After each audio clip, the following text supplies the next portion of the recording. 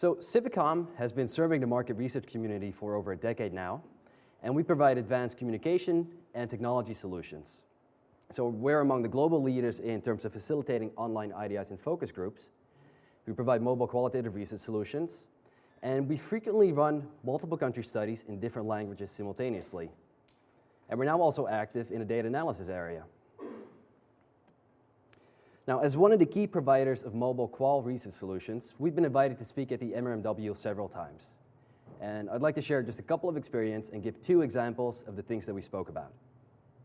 So last year, 2012, we spoke in Amsterdam on mix and match mobile solutions getting to why. And our case study at the time featured a manufacturer of baby strollers, and it involved first-time moms, how they went about purchase that first-time baby stroller, and what really were the drivers behind that choice. Now this year we spoke in Kuala Lumpur, and we spoke about hot, roasted, and intense, getting to why in the global coffee culture. And there our case study focused on Bob, let's call him Bob, who was an entrepreneur who ran a successful chain of coffee shops in both North America and Europe. But Bob wasn't really making a dent in the Asia-Pacific market. And that's why we wanted to showcase our ability to go global and answer that critical question, why? So why do coffee drinkers go to a coffee shop? Why do non-coffee drinkers go to a coffee shop? And why would they visit again? Now today, we don't have a case study. Instead, what we'd like to focus on is what happens after you run your mobile qual study. And we hope to provide you with insight into 3 things. First, we want to help you discover new tools to manage your mobile qual data. We'd like to show when text analytics is most appropriate, in what situation, for quick and valid insights. And lastly, we want to help you understand how to capture effective key insights in less time using text analytics. Now, the mobile research world is a very fast-paced world. I've spoken to a few of you, and it was confirmed during yesterday's panel that there's a definite trend towards faster decision-making. There's a lot of pressure on shorter turnaround times. And while data collection has become a lot faster, in many instances, data analysis has still to catch up. So as Jack Welch said in a very old quote, you have to learn more about your customer faster than the competition. And you have to turn this into action faster than the competition. Now, when Jack Welch said this, it was applicable. But with all the new innovations that we've been talking about, it's become even more so today. So right now, let's take the example of your mobile qual studies. So you finished up your project. You've painstakingly gathered a lot of data, and it is actually quite a bit, and you're faced with deadlines. So this calls for the question, what do you do? Now, what we did today, we captured 3 broad categories of solutions that you can refer to. And I'll be discussing each of those a little bit more in depth, and afterwards I'll show you when which is applicable. So first of all, we have manual analysis, which mostly everyone here is familiar with. And this typically entails taking a lot of notes, sifting through large stacks of paper, and then compiling a manageable overview of your data. Now we also have computer-assisted qualitative data analysis software, which I'll just refer to as Cactus from now on. And Cactus are software packages that help you manage your data digitally. And for today's sake, we refer to those packages as those software programs that feature assisted coding features. And typical providers include MaxQDA, and Vivo, and Atlas TI. And lastly, we have text analytics. Now, text analytics is a process. It's a combination of machine learning and natural language processing capabilities that really focus on capturing key insights from large pieces of data, prepared texts, and it does this through automated processes. Now, it is relatively new, and it is an exciting area. And a lot of authors have dubbed it, they've termed it as the solution to dealing with information overload. And again, typical providers include Lexalytics and IBM Content Analytics. Now, as with each tool, you need to know when to apply it. And the key in managing your data well is knowing when to refer to what solution. So I'll be quickly talking about some of the benefits and some of the disadvantages of each solution. So starting with manual analysis, This typically provides the most type of control of your output. A big drawback, however, is that it's very time-consuming, especially when dealing with mobile qual data. Or let's say you run a series of IDIs, 30 respondents, 1 hour each. What you end up with is with really a large stack of data, literally a pile of paper. Now, Cactus does know how to tackle these challenges. It's great at pattern detection. It's great at keeping an overview, but it's not without drawbacks. You see, it focuses on very rigid processes. It relies on very strict methodology, which makes it great for academic research and projects relying on grounded theory, but not so much for commercial research.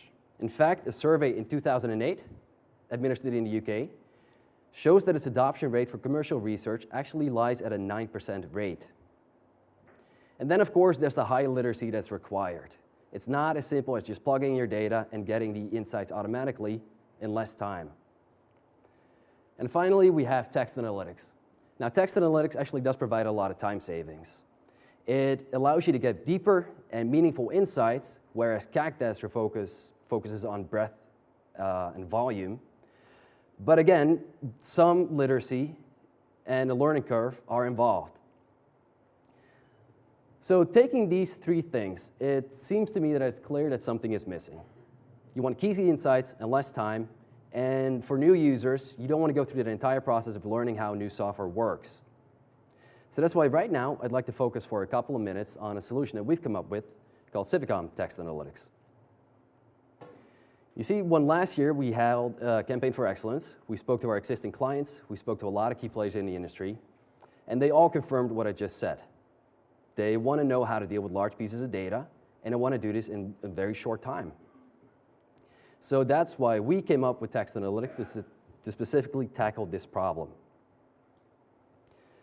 So what is it? Well, much like regular text analytics, it is a process to extract meaningful information from your large pieces of data. And we do this mainly through statistical, automated, and other analytic techniques. So what this means for your projects is that we take the transcripts of your data, it's an already prepared text, we plug this into a software, we run the analysis, and then through quantitative and statistic techniques, we translate this information into a summary report for you.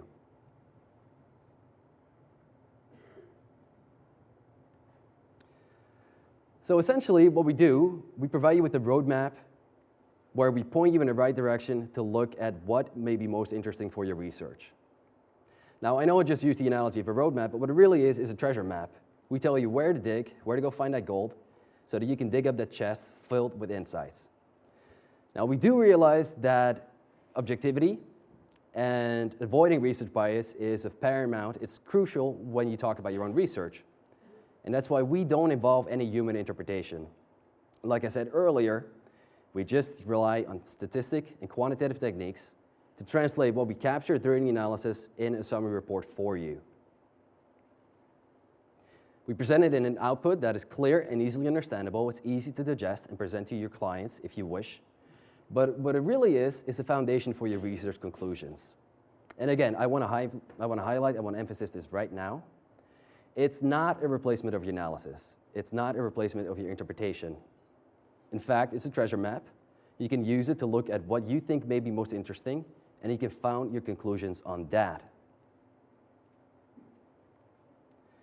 Now, at Civicom, we don't burden you with just the raw output. In fact, we'll present you with graphs and charts so you don't have to figure things out for yourself, and so that you can easily identify the things that might be interesting to you. And really, it's one thing to see frequency scores, proximity analysis, sentiment scores, but it's really quite another thing to see data come in front of your eyes. And that's why, additionally, when desired, we can translate your research data into infographics for you. Now, these infographics, we customize it based on your project needs and your demands. So it's really a collaborative, creative input. It's an effort where we fully tailor our output to your needs. And just to give you an idea, what you see right now is an example of a bread study. It was a study about a deli, which also had a little dining area, but it mostly revolved around bread. Most of the qual data was on bread. And we tried to highlight this in this infographic. Now, infographics, surprisingly, is something that you can apply to many projects, and it makes conversations and presentations more engaging. So in this example, we've translated a product testing field study, which obviously about shampoo, and we translated that into a fun and engaging infographic. Now, you can also create infographics to represent the qualitative answers from your study, as you see right here. And this was a quantitative survey. And here is something we can do. We can create based on qual answers from mystery shopping data. Now, text analytics does provide a lot of benefits that you wouldn't get through manual analysis. There's obviously the time savings. You won't have to dig through large piles of paper. And immediately, you get to jumpstart your research by diving into it and looking at things that are most important to you. Like I said, it's a roadmap. It gives you an overview of your data. You get the pinpointed things that you want to look at. And finally, because it is computer-based, it's really easy to uncover patterns and trends. Now, right now, I'd like to address a couple of objections. The area is not without controversy, and we've heard a lot of arguments, and they mostly pertain to accuracy of text analytics versus human intelligence. And some of the arguments we heard is that text analytics does not pick up on slang. It doesn't identify typos, specialist terms, and all those things. And also, some words may have different meanings. So let's just take the example of wicked. Now, wicked typically has a negative connotation in the US, unless you're from the Boston area. And in the UK, it is mostly applied in a positive fashion. And then, of course, we have the Broadway show, Wicked, which is something completely different. Now, I'm happy to say that we actually can address all of these issues when it comes to accuracy. We can safeguard the objectivity by managing our database. We have a database of terms where we add new words every day, and we add specialist terms, we add different combinations, different spellings, just to make sure that nothing goes lost. So what I'd like to ask you right now is whether you'd rather spend hours upon hours digging through your data, managing large piles of paper, or would you rather be doing something more enjoyable with your time? Focus on the things that are of more importance to you. We believe that text analytics can help you with that.